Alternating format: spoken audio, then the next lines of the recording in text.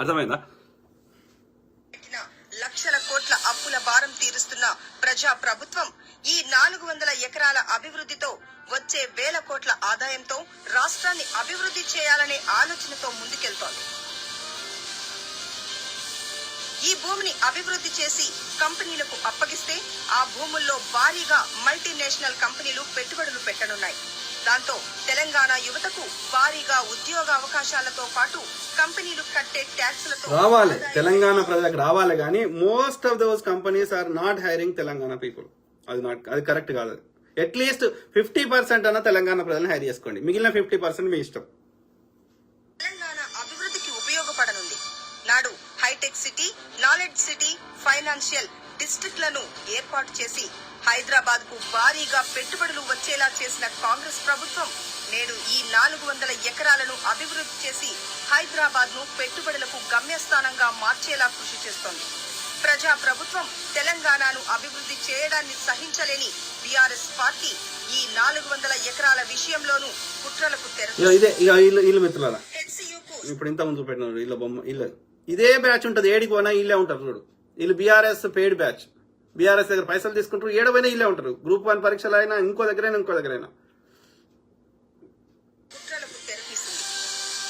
హెచ్సియుకు సంబంధమే లేని ఈ భూముల్లో తమ కిరాయి మనుషులతో ఆందోళనలు చేయించి అభివృద్ధిని విద్యార్థులే అడ్డుకుంటున్నారనే తప్పుడు ప్రచారం చేయిస్తోంది. ప్రజా ప్రభుత్వం ఇదంతా కేటీఆర్ గాడి కుట్ర. సింపుల్. తమకు భవిష్యత్తు ఉండదనే భయంతో బీఆర్ఎస్ దొరలు ప్రతి అభివృద్ధి కార్యక్రమాన్ని అడ్డుకుంటున్నారు. ఒక 40 ఎకరాల భూమి అమ్మితే 2000 కోట్ల రూపాయలు ఇచ్చింది. నిన్న ఒక ముక్క మీద అమ్మేసిండ్రు, ఇవాళ కూడా ఒక 15 ఎకరాలు 16 ఎకరాల ముక్క అమ్ముతున్నారు. పరాధీనం అయితే కబ్జాల పాలైతే. దొర ఏం నేర్చుకున్నాడంటే తెలంగాణ యాసలో మాట్లాడేస్తే నువ్వు ఎంత దోసుకున్నా ఇది ఎడినా కొడుకులు ఇంత కళ్ళు వస్తే ఇంత సుక్కా ముక్క ఎత్తే నోరు మూసుకుంటారు అనుకుంటుండు. దొర అనుకున్నాడు, కానీ ఆయనే అంటున్నాడు మళ్ళా మస్తు హుషారైపోయారు రా ఇల్లని మళ్ళీ అంటున్నాడు. అధికారం పోతుంది అనుకోలే ఆయన. చిన్న చిన్న ముక్కలు అమ్మితేనే మనకు 1000 కోట్ల రూపాయల సంపద సమకూరుతాం. నిన్న ఈ రోజు పేపర్ లో మీరు అందరు చూసుంటారు, కోకాపేటలో నిన్న మనం ల్యాండ్ ఆప్షన్ పిలిస్తే అధ్యక్ష, ఒక్కొక్క ఎకరం ఇవాళ 100 కోట్ల రూపాయలకు వాడే పరిస్థితి హైదరాబాద్ లో వచ్చింది. కరెక్టే వచ్చింది అంటున్నా, అది వాస్తవం కాదు. వాళ్ళకి సంబంధించిన వాడే కొనుక్కున్నాడు. 100 కోట్లు పెట్టి ఎవడు నార్మల్ పర్సన్ కొనుక్కునే పరిస్థితి లేదు. మరి ఉన్న భూమి ఎవరి దగ్గర ఉంది?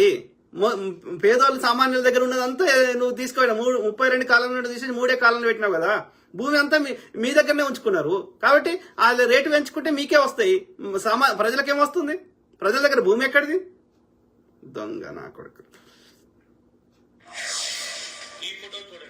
యంత్రాలతో చెట్ల తొలగింపు ప్రక్రియ జరుగుతుండగా నెమళ్లు, ఇతర వన్యప్రాణులు భయంతో పారిపోతున్నట్లుగా సోషల్ మీడియాలో పెట్టిన ఫోటో నకిలీదని తేలింది.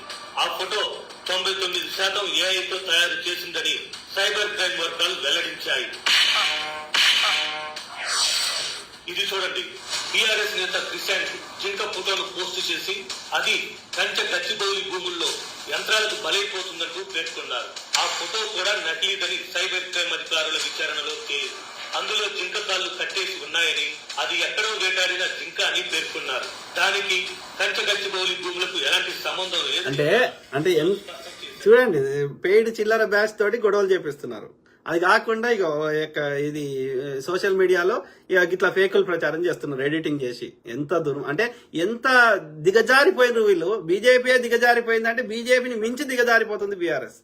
అంటే వాడు ఎవడన్నా మోడీ గాడు చదువుతుంటే వీడు కేటీఆర్ గాడు తొక్కిండో ఏమో ఎప్పుడన్నా. అదే ఫోటోను పొరపాటున పోస్ట్ చేశారని క్షమించాలంటూ జర్నలిస్టు సునీత్ ఝా ఎక్స్ లో చేసిన పోస్టును కూడా విడుదల చేశారు.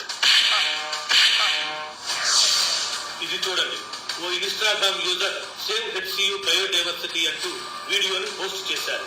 అది పాత వీడియో అని, జీవ వైవిధ్యం గురించి చెప్పేందుకే పోస్ట్ చేసినట్లు ఇన్స్టా యూజరే తెలిపారు. అయితే అందులో ఉన్నది విశాఖపట్నంలోని కంబాలకొండ వన్యప్రాణుల సంరక్షణ కేంద్రం నుంచి బయటకు వచ్చిన జింక అని సైబర్ క్రైమ్ అధికారులు తేల్చారు. దానికి సంబంధించి విశాఖపట్నంలో ఓ ఇంటి ముందు మార్చి 14వ తేదీన మరో ఇన్స్టా యూజర్ పెట్టిన ఫోటోలోని అదే జింక ఫోటోను విడుదల చేశారు. ఇలా తప్పుడు పోస్టు పెడుతూ కాంగ్రెస్ ప్రభుత్వాన్ని ప్రతి నిత్యం ప్రతి క్షణం బద్నాం చేయాలని చూస్తున్న పింక్ పార్టీగాళ్లను ఏమనాలి? ఇలాంటి వాళ్ళు కనీసం నాయకులుగా ఉండటానికి పనికి వస్తారా? ప్రజలారా మీరందరూ ఒక్కసారి ఆలోచించండి. అధికారం కోల్పోతాం అనుకోలేదు, కోల్పోయేసరికి దే బికేమ్ డెస్పరేట్. ఏం చేయాలో అర్థమైతలేదు, మళ్ళీ ఎట్లా అధికారం రావాలో వాళ్ళకి అర్థమైతలేదు.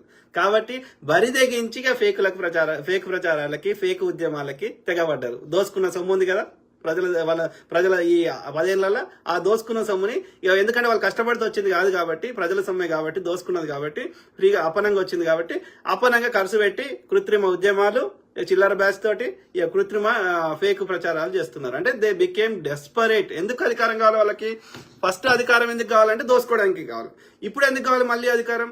ఇక దోసుకోవడానికి అక్కడ ఏం లేదు, అయిపోయింది, అన్ని అయిపోయినాయి, భూములు అయిపోయినాయి, ఖజానాల పైసలు లేవు, ఇక ఎవడ అప్పు కూడా ఇచ్చే పరిస్థితి లేదు, కాబట్టి దోసుకోవడానికి ఏం లేదు. మరి ఇప్పుడు ఎందుకు కావాలి అధికారం? ఆ దోసుకున్న దాన్ని కాపాడడానికి. ఏడ కాంగ్రెస్ వాడో ఏదైనా కొత్త చట్టం తెచ్చి దోసుకున్న ఎన్ని తీసుకుంటాడేమో అని వాళ్ళ బాధ.